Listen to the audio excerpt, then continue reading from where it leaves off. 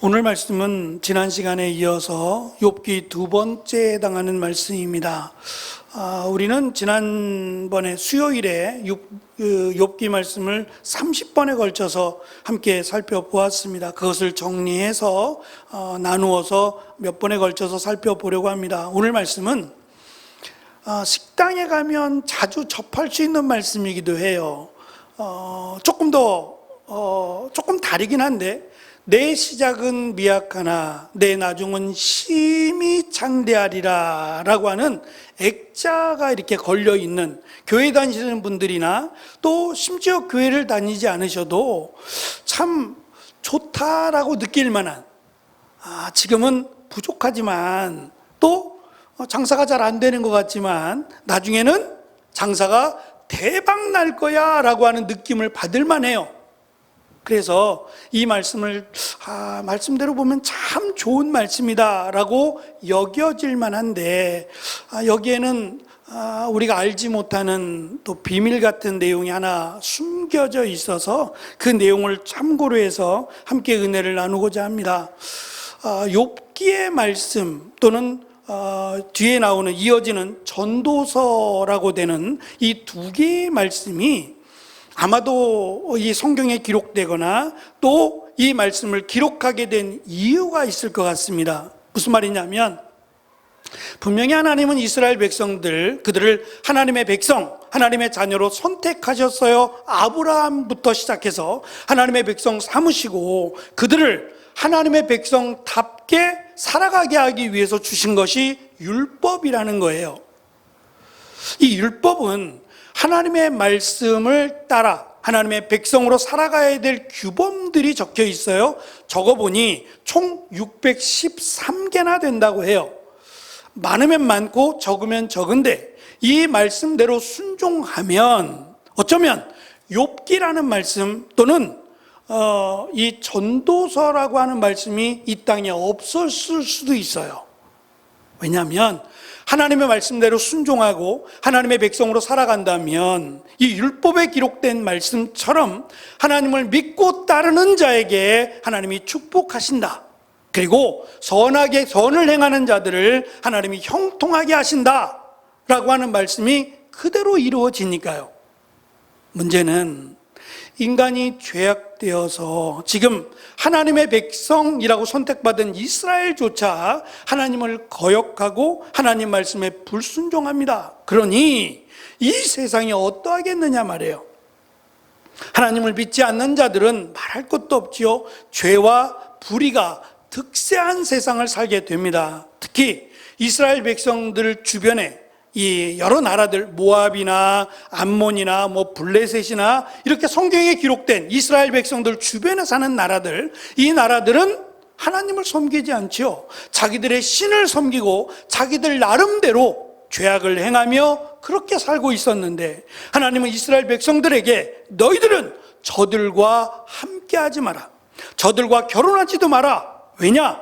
저들의 신앙, 저들의 신을 가지고 올 거기 때문에 구별된 자로 살아가라고 하셨어요. 지금과 달라요.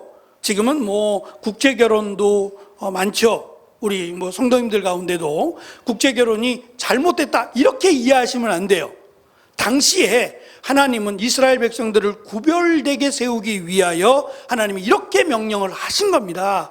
이 명령이 끝까지 이어지거나 그러진 않습니다. 하지만 문제는 이스라엘 백성들이 하나님을 버리게 됩니다. 하나님의 말씀을 거역하고 죄악의 길을 걷고 우상을 섬기게 되면서 하나님의 약속대로 하나님의 말씀에 순종하는 자들이 복을 받고 또 선을 행하는 자들이 형통한다라고 하는 것이 이루어지지 않게 됐어요. 반대로 말하면 악을 행하는 자가 잘 되고 하나님을 거역하는 자가 형통하는 것처럼 되어버렸어요. 그래서 이렇게 말하죠. 하나님이 어디 계신가? 우리가 믿는 하나님은 어디 계신가? 라고 하며 하나님이 불의하다, 불의한 사람들의 편에 서 있다, 또는 하나님이 혼란스럽다. 그래서 우리가 흔히 하는 말로 헷갈려서 하나님이 의로운 자를 택하여 복을 주시는 게 아니라 착각해서 악을 행하는 자에게도 복을 주시나 보다. 그래서 어떻게 악을 행하는 자가 이렇게 잘 될 수 있느냐? 그래서 시편 37편에 보면 내가 의인이 잘 되는 게 아니라 악인이 잘 되는 걸 보고 시험에 빠진다 그랬어요. 도대체 내가 믿는 하나님은 어떠한 하나님이냐? 공의의 하나님, 정의의 하나님인데 그 하나님이 저들을 심판하고 멸망해야 되는데 오히려 저들이 잘 되니 이상하지 않느냐? 내가 믿는 하나님이 잘못된 거 아니냐라고 하며 넘어질 뻔했다는 거예요. 그리고 나서 이제 하나님을 바라보고 하나님의 말씀대로 하나님의 뜻을 찾아보니 그게 아니라는 거예요. 이 땅에서 잘 되고 잘못되는 이것이 중요한 게 아니라 우리에게는 영혼이라는 게 있어서 이 땅에서의 삶이 끝이 아니라 우리에게는 천국 그리고 지옥이라고 하는 것이 남았어요. 그래서 우리가 이 땅에서는 우리의 육신이 힘들고 연약하고 또 하나님의 자녀로 살아가며 어려움을 겪을 수 있다는 거예요. 중요한 것은 그럼에도 불구하고 내가 하나님의 뜻을 다 알 수 없다, 다 이해할 수 없어도 중요한 것은 하나님은 사랑이시더라. 그리고 하나님은 우리의 죄를 대신하여 십자가에 달려 죽으셨다. 그 하나님의 사랑을 믿으라는 것이고 그 믿음을 가진 자에게는 하나님의 나라 천국이라고 하는 하나님의 축복을 받는다는 것을 기억하라는 겁니다. 우리 속담에 이런 속담이 있죠. 아니 땐 굴뚝에 연기 나랴. 땔감을 떼니까 연기가 나지 않겠어요? 그냥 연기가 나겠습니까? 이 말은 원인이 없는 결과는 없다는 거예요. 원인이 있으니까 그 원인에 따른 결과가 있지라고 하는 말이에요. 원인이 중요하다는 얘기예요. 결과도 중요하지만 원인도 중요하다. 이것을 강조한 속담인데요. 이 속담 안에는 인과 응보라고 하는 이 원인에 따른 결과가 있다라는 것을 인과응보라고 하는 것으로 성경이 강조합니다. 그래서 세 친구가 나오는데 엘리바스, 빌닷, 소발이라고 하는 이 세 친구가 이 인과응보의 규칙에 따라서 지금 욥을 평가하고 판단합니다. 그들은 욥이 당한 이 극심한 고통, 제가 요즘은 AI가 많이 발달해 있어서 욥기 1장에 있는 제가 지난 시간에 욥의 재산을 잠깐, 특히 가축이요, 욥이 가지고 있던 가축만을 따졌을 때, 뭐 금은 보화 이런 거 말고 그냥 순수하게 가축만 따졌을 때 이것을 지금 현재 시세로 하면 얼마나 되니? 라고 물었어요. 그랬더니 양이 7,000마리인데 약 20만 원으로 보고, 또 낙타가 3,000마리인데 낙타가 최소한 작게 잡아도 1,000만 원이래요.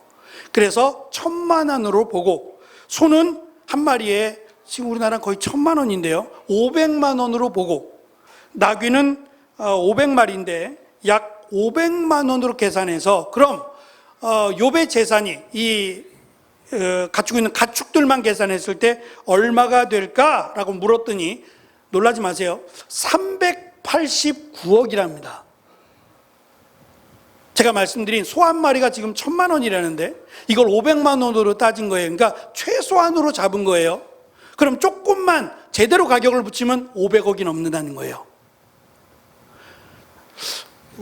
제가 1992년도에 결혼했을 때, 그때 아파트 한 채 가격이 8천만 원 정도, 물론 이제 장소에 따라 좀 다릅니다. 제가 있던 곳은 저기 창동에 살았었는데 그때 시세가 8천만 원 정도 했던 거로 알아요.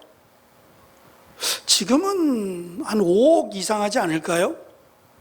아무리 강북이라도 그럴 것 같은데, 다시 말하면 지금 이때가 적어도 4천년? 그때 500억이면요, 1992년도 1억이면 집을 한 채 산다 그랬어요. 그러면 지금 1억은 못 사잖아요. 금액이 다른 거예요. 그때 1억과 지금의 1억의 차이가 있어요. 3천년, 4천년 전에 500억이면요 어마어마한 부자죠. 근데 이게 한꺼번에 사라졌어요. 짐승이 다 죽었으니까 한꺼번에 죽은 거예요. 500억만 없어졌어요. 그가 가진 재산이 다 사라졌고 자녀들이 다 죽었어요, 한꺼번에. 이 정도 되면 우리 마음속에는 얼마나 힘들까? 뭐라고 위로해야 될까? 라고 하는 생각이 들어야 되는데 이들이 어떻게 생각하느냐 하면 너는 죄가 얼마나 무겁길래 얼마나 큰 죄를 졌길래 이러한 고통이 이러한 고난이 왔느냐는 거예요. 이게 인과 응보예요. 죄를 졌으니까 그 죄에 합당한 대가를 받았다고 생각을 한 겁니다. 이것이 시편과 잠언이 가르쳐 주는 거예요. 죄인은 멸망한다. 죄를 졌으니까 하나님의 심판을 받는다. 그러나 선을 행한 자는 하나님이 복 주시고 형통하게 하신다라는 거예요. 바꿔서 얘기하면 욥이 500억이나 되는 육축만 500억이나 되는 부자가 될 수 있었던 것은 하나님의 말씀대로 순종했고 하나님이 그를 축복했기 때문이다라고 여겼다는 거예요. 그런데 이것이 한 번에 없어졌어요. 한순간에 싹 사라지자마자 반대가 되는 겁니다. 무슨 죄를 졌길래, 도대체 얼마나 큰 죄를 졌길래 하나님이 이 모든 것을 다 가져가셨느냐, 이것만이 아니죠. 기와장, 기와라고 하는 이거를 찾아서 몸을 긁어야 돼요. 너무너무 가려워서 견딜 수 없어서 이 기와짝 돌을 갖다가 몸으로 긁어야 되는 지경에 이를 정도로 누가 봐도 정말 엄청난 병자처럼, 환자처럼 보여지는 상황에 이르렀어요. 이것을 가지고 친구들은 죄를 졌기 때문에 이러한 하나님의 심판이 있었다라고 보는 겁니다. 그래서 엘리바스는 더 이상 참을 수가 없다. 욥이 말하는 내가 왜 이러한 고통을 당했는지 모르겠다고 말하자 더 이상 참을 수가 없다라고 하며 욥을 정죄합니다. 그리고 오늘 우리가 읽은 말씀은 빌닷이 한 거예요. 이 빌닷이 욥의 말을 듣고 태풍 같다 비난하고 옛사람의 지혜를 빌려서 너는 하나님 앞에 죄를 진 거야. 그것도 깨닫지 못하면 넌 짐승 것 같아. 그러니 네가 지은 죄악을 낱낱이 하나님 앞에 고백해. 고백하고 하나님 앞에 은혜를 달라고 해. 라고 말하면서 이 말을 한 거예요. 시작은 미약하나 나중은 창대하리라. 이게 위로의 말씀일까요? 저주의 말씀일까요? 우리는 이 말씀만 보고 위로의 말씀이라고 생각하는 거예요. 이 한 구절만 보고 이 구절이 너무 좋죠. 그래서 위로의 말씀, 덕담이라고 생각을 한 거예요. 그러나 문맥을 보면 지금 빌닷이라고 하는 사람이 네가 말한 것은 태풍 같아, 폭풍 같아. 눈에 보이지 않지만 곧 폭풍이 올 것 같은 말을 하고 있는 거야. 나도 두렵다라고 하면서 너에게 닥친 이 환난, 너에게 닥친 이 심판은 지금 보잘것없어 보이잖아. 보잘것없어 보이지만 네가 회개하지 않으면, 네가 하나님 앞에 철저하게 회개하지 않으면 그 나중은 훨씬 더 큰 심판으로 임할 거야 라고 하는 말이에요. 제가 염려스러운 것은 제가 이 말씀의 속내, 이 말씀의 진정한 의미를 말씀을 드렸어요. 식당 가서 주인장, 이게 무슨 말인지 아오? 당신의 장사가 지금은 잘 안 되지만 나중엔 잘 될 것이오라는 게 아니라 당신에게 더 큰 심판이 임할 거라는 것이오. 하지 마세요. 하지 마시라고 지금 말씀드리는 거예요. 그냥 내버려 두세요. 내버려 두세요. 그러니까 말씀을 알고 또 하나님의 말씀에 대한 사모함을 아시는 분들은 알면 좋죠. 알면 좋고, 그런데 잘 모르는 식당 가서 이거 무슨 뜻인지 아시오? 라고 하며 얘기하면 이게 밥 먹으러 왔다 괜히 싸움 날 수 있어요. 그러니까 우리만 알자고요. 그런 뜻이에요. 그러니까 덕담이나 좋은 의미로 한 것이 아니라 빌닷이 저주하면서 한 말이에요. 네가 지금 당한 고난 보기에도 어마어마하지만 네가 회개 안 하면 이거보다 더 큰 심판 뭐가 있을까요? 하나님의 재앙 같은 심판이 너에게 임할 거야. 그러니까 철저하게 회개해야 돼 라고 하는 말이 바로 이 말에 담긴 의미라고 할 수 있습니다. 뭐가 문제냐? 이들이 하는 말이 어찌 보면 말씀드린 시편이나 잠언에 대한 말씀의 잣대를 내고 보면 그럴 것 같아요. 시편에서는 그렇게 말씀하고 있고 잠언도 그렇게 말씀하고 있어서 죄를 짓지 마라, 의를 행하라, 하나님의 말씀대로 살아라 라는 것을 강조하니까 하나님 말씀대로 살지 않았으니까 라고 하는 결론에 이르게 돼요. 그래서 욥기라고 하는 말씀, 전도서라고 하는 말씀을 기록하게 된 거예요. 그렇지 않을 수도 있다는 거예요. 왜냐? 우리가 살아가는 이 땅이 하나님 말씀대로 순종하며 살아가면 그런 일이 없는데, 순종하지 않고 거역하고 자기들 마음대로 살아가면 이러한 일도 있을 수 있다. 예를 들면 하나님께서 이스라엘에게 원래는 왕이 없었어요. 하나님이 왕이시니까 이스라엘 백성들에게는 왕이 필요 없어요.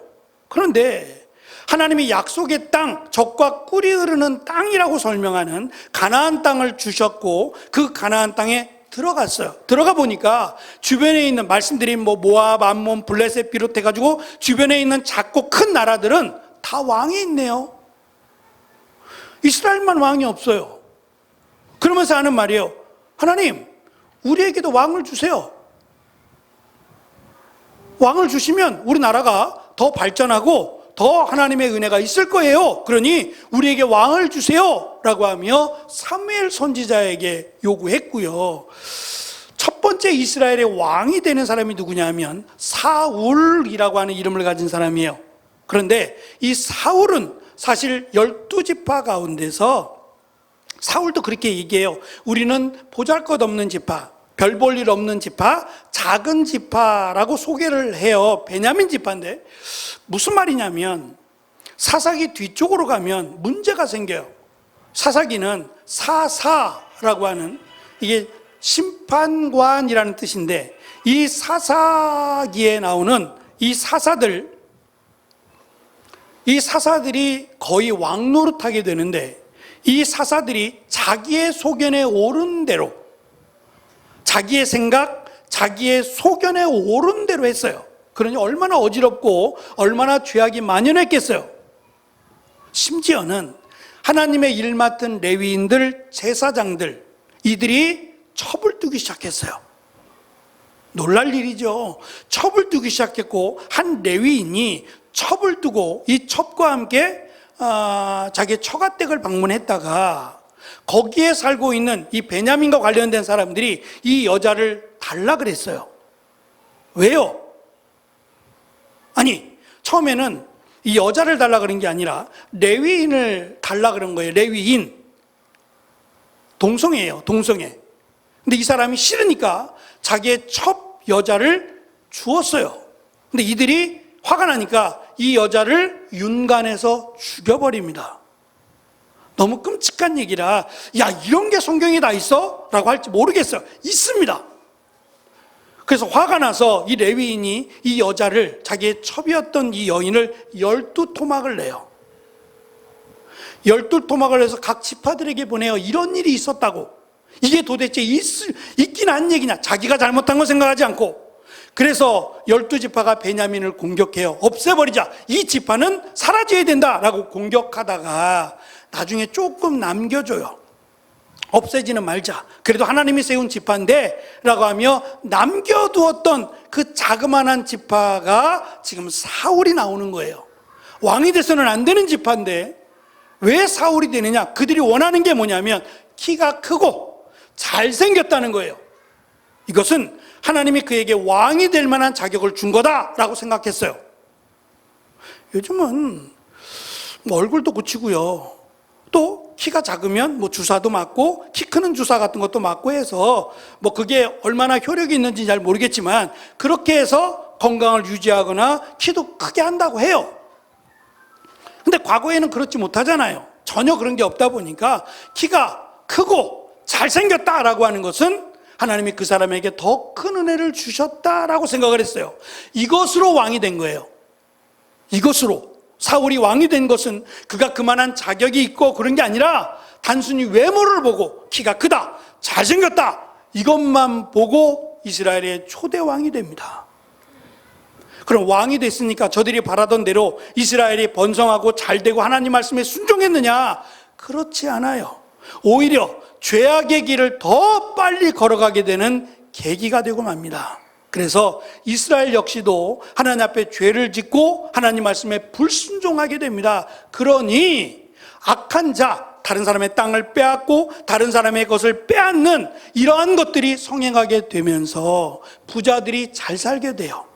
또 죄를 지은 자들이 왕이 되기도 해요. 우리가 이스라엘 역사를 통해서 얼마나 많이 봤어요. 그러니 어떻게 이런 일이 이게 이상하지 않은 일이 되어버렸어요. 그래서 지금 욥을 통해서 말씀하시는 거예요. 욥이 죄를 짓지 않았어요. 하나님이 보시기에 의로운 자라고 칭할 만큼 하나님 말씀대로 살려고 몸부림쳤던 사람이에요. 그런데 뭐가 문제냐? 지금 욥기를 통해서 우리에게 가르쳐주는 건 크게 두 가지입니다. 첫째, 네가 판단하지 마라. 그 사람에 대해서 네가 판단하지 마라. 판단은 하나님이 하신다. 이러쿵저러쿵 말하지 마라. 그 사람이 죄가 있어서 이런 벌을 받았다느니 그가 이러니까 이렇다 하지 말라는 거예요. 그건 하나님이 알아서 할 거다. 하나님에게 맡겨라. 그러면 우리가 해야 될 일은 위에서 기도해 줘라.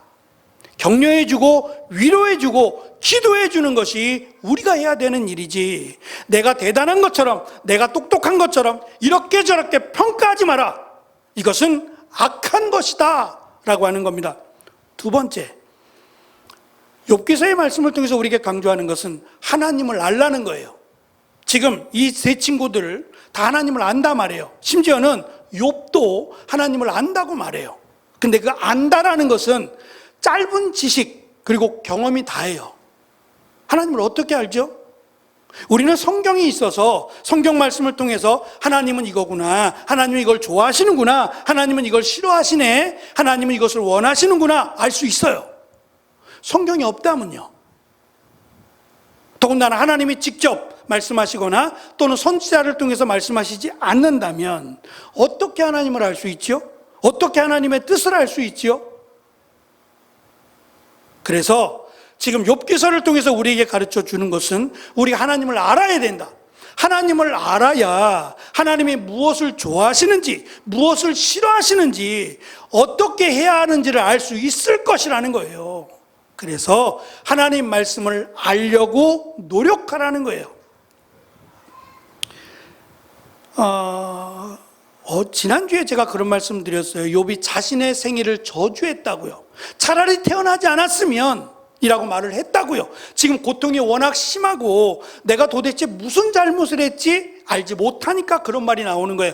오죽하면 이라고 생각하지만 하나님을 알았다면요, 하나님이 예를 하나 들어주세요. 그 예가 뭐냐면, 네가 눈을 들어서 한번 쳐다봐봐. 하늘의 별을 봐, 하늘의 달을 봐. 저게 그냥 생겼니? 아니죠. 하나님이 만드신 거잖아요. 근데 저것이 조금이라도 이상해지면 우리는 이 땅을 살 수 없어요. 우리는 감사하게도 봄, 여름, 가을, 겨울이 있죠.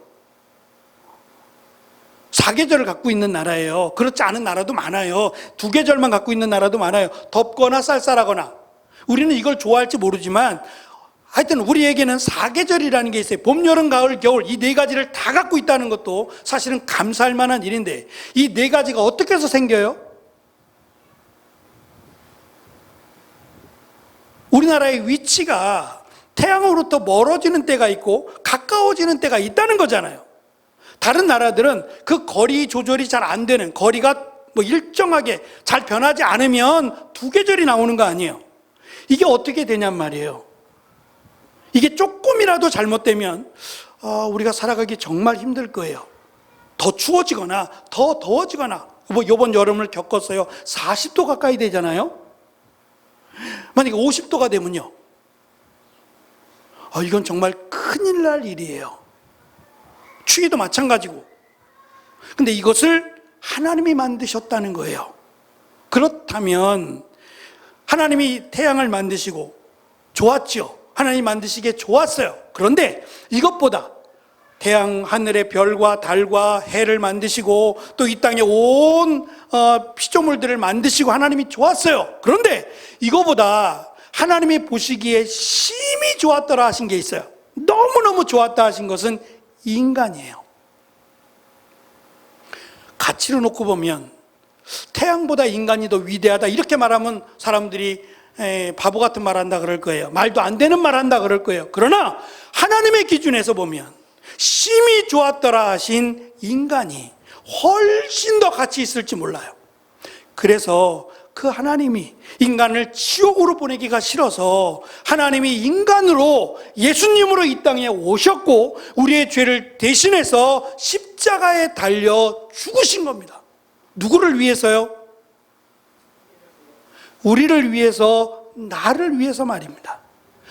내가 얼마나 소중하면 하나님이 인간으로 이 땅에 오셔서 우리의 죄를 대신하여 십자가에 달려 죽으셨겠냐고요. 이것을 믿으면 죽을 수 없어요. 자살할 수 없다고요. 이 가치를 알면, 내가 얼마나 하나님 앞에 소중한 사람인지를 알면 내 목숨을 함부로 던지지 않는다고요. 그래, 심지어 이스라엘은 자살한 사람은 장례식을 하지 않습니다. 지금도 그럴 거예요. 자살한 사람은 장례식을 하지 않아요. 오히려 이 오른손을 사용하니까 오른쪽 어깨 쪽지부터 잘라서 광야의 밥으로 던져줘요. 어리석었다는 겁니다. 어리석었다는 거예요. 그래서 절대로 자살은 안 된다고 해요. 근데 우리나라는 자살률이 세계 1위입니다. 뭐 때문에 자살할까요? 행복해서 자살한 사람은 없을 것 같은데요. 그렇죠. 그런데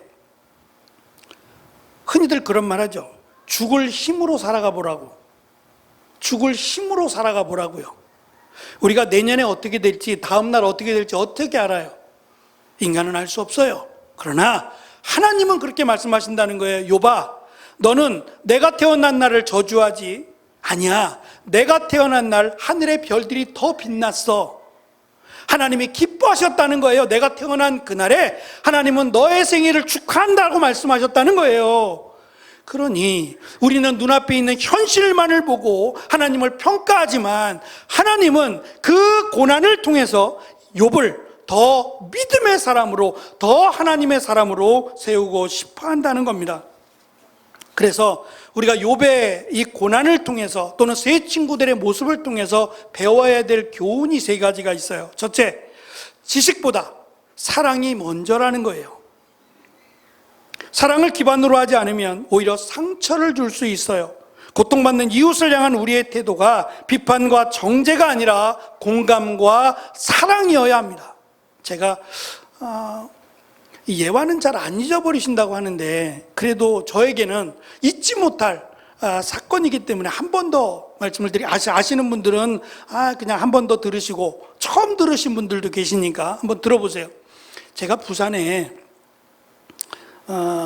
연구소 사역을 할 때에 부산에서 세미나가 있어서 부산에 갈 일이 있었어요. 부산에 있는 교회, 고신측 교회인데 그 교회가 길가에 있었어요. 교회 건물을 갖고 있었고 길가에 있었고 길가에 차를 대고 이렇게 교회를 들어올 수 있도록 그렇게 시설을 해놨어요. 그래서 휠체어를 타신 분들도 턱이 좀 있긴 한데 좀 깎아놨어요. 보도블록을 이렇게 깎아놔서 조금만 힘쓰면, 누가 도와주면 충분히 1층 교회로 갈 수 있어요. 본당은 2층이라 엘리베이터가 있으니까 충분히 누가 조금만 도와주면 턱을 올라갈 수 있어요. 제가 밖에 서 있다가 어느 분이 휠체어를 타고 오는 걸 봤어요. 또 제가 목사기도 하고 또 제가 또 그 시간에 세미나를 할 강사이기도 하니까 선한 마음에, 정말 선한 마음에 휠체어 타고 오시는 분 뒤에 이렇게 손잡이를 잡고 조금만 도와주면 될 것 같아서 이렇게 밀었어요.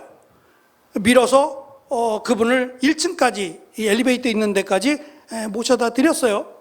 그리고 이제 속으로는 잘했다 생각했고 이분이 당연히 고맙습니다 라고 할 줄 알았어요.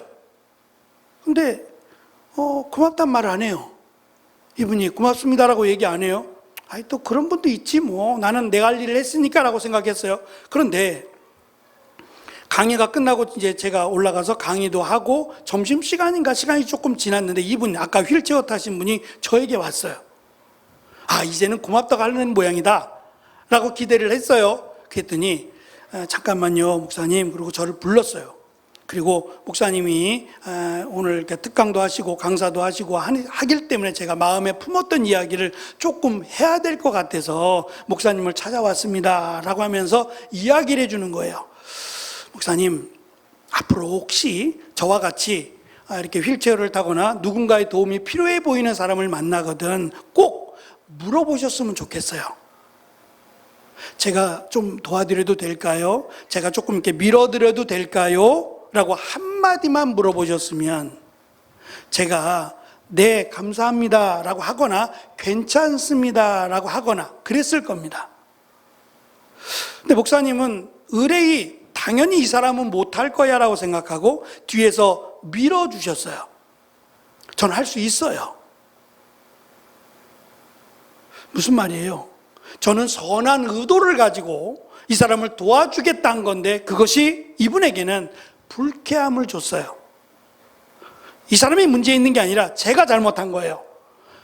제가 배려하는 게 맞아요. 물어봤어야 되는 거라고요. 해도 될까요? 도와드려도 괜찮을까요? 이분이 아닙니다 라고 하면 돕지 않는 게 맞아요. 저는 이분이 안 된다고 생각을 했잖아요. 그게 잘못됐어요. 사랑이라는 것은 무례하지 않는 거예요. 내가 원하는 대로 사랑은 사랑이 아니에요. 그건 억지고 상대방을 불쾌하게 만드는 겁니다. 상대방을 배려하고 상대방이 좋아하게끔 해주는 것이 사랑이라는 거예요. 지식보다 사랑이 더 소중함을 우리는 기억해야 됩니다. 두 번째, 하나님의 섭리는 우리의 제한된 지식으로 헤아릴 수 없다는 거예요. 이것을 기억하지 않으면 내 경험을 자꾸 앞세우게 돼요. 이런 경우에는, 이런 때에는 이라고 하면서 자신의 신앙의 경험을 세워서 이건 이런 거야 라고 이야기합니다. 그게 욥에 대한 비판이에요. 당연히 욥이 잘못했으니까 이런 심판을 받았지. 아니었어요. 하나님이 욥을 통해서 가르치고자 하는 게 있었거든요. 그러면 얼마나 힘들까? 얼마나 힘들어? 손을 잡아주고 나도 기도할게 힘내 라고 한마디 해줬더라면 욥은 이렇게 극단적인 원망까지는 안 갔을 수도 있어요. 힘든 사람을 보면 우리가 먼저 해야 될 것은 평가나 판단이 아니라 안아주고 공감해 주는 겁니다. 같이 울어주고 같이 웃어주는 게 우리가 해야 될 일이라는 겁니다. 세 번째, 중요한 것은 하나님은 우리의 연약함과 고통을 아신다는 거예요. 야구공 아시죠? 야구할 때 쓰는 야구공에 보면 실밥이 이렇게 있어요. 야구공에 실밥들이 있는데 야구공의 실밥은 야구공을 오래 쓰면 실밥이 터지면 버리게 돼요. 못 쓰게 되는 겁니다. 근데 이 실밥을 만든 것은 야구공에 힘을 더해주기 위해서 그래요. 야구공을 더 힘차게 투수가 던지기 위해서 실밥을 만들었고 또 실밥이 있음으로 인해서 공이 변화를 일으킵니다. 어떻게 잡느냐에 따라서 이 공이 커브가 되기도 하고 슬라이더가 되기도 해요. 다양한 변화를 주는데 실밥이 필요해요. 실밥을 만들려면 공을 뜯어야 되고요. 또 각각 꼬매서 그 부분을 꼬매서 실밥이라는 걸 만들어야 돼요. 어찌 보면 이 고난이라고 하는 것이 우리의 몸에 새겨지는 건데 이 고난이 있음으로 말미암아 내가 더 힘있게 나아갈 수 있고 또 다양한 우리의 인생을 드러내기도 한다는 거예요. 나쁘게만 볼 것이 아니라 이것을 만든 의도가 하나님이 고난을 주셨다면 이 고난이 저주가 아니라 이 고난이 오히려 하나님께로 우리를 가까이 가게 하는 축복의 은혜가 될 수 있다는 겁니다. 고난만 보고 평가하지 말라는 거예요. 오히려 고난 때문에 내가 하나님께 더 가까이 나아가 기도할 수 있고 고난 때문에 내가 더 하나님의 은혜를 구한다면 이것이 축복이라는 것을 우리는 고백할 수 있을 거예요. 욥은 이것을 고백해요. 내가 회개합니다. 이 회개는 하나님을 알지 못하면서 이러쿵저러쿵한 것을 회개합니다. 내가 하나님의 뜻을 알지 못하면서 하나님이 나를 미워한다, 싫어한다, 이렇게 하나님을 원망했던 걸 회개합니다. 하나님을 몰랐던 것을 회개합니다 라고 고백했을 때에 그에게 자유함이 생겼어요. 어떠한 고난이 와도 이제는 하나님을 원망하지 않겠습니다. 그것을 깨닫고 하나님이 마지막 2배의 축복을 더해 주세요. 축복이 중요한 게 아니라 사실은 욥이 이제서야 하나님을 알았다는 게 중요해요. 우리가 아는 하나님은 어떠한 하나님일까요? 내가 아는 하나님은 어떠한 하나님일까요? 나에게 복만 주면 끝, 이런 하나님일까요? 내가 원하는 대로 문제만 해결해 주는 그런 하나님일까요? 때로는 내가 이해할 수 없어도 여전히 나를 사랑하시는 하나님, 그리고 내가 하나님께 나아오기를 원하시는 하나님, 하나님의 뜻을 구하고 참고 인내하기를 원하시는 그 하나님이 바로 나의 하나님, 우리 하나님이 되는 귀한 축복이 있으시기를 축원합니다. 기도하겠습니다.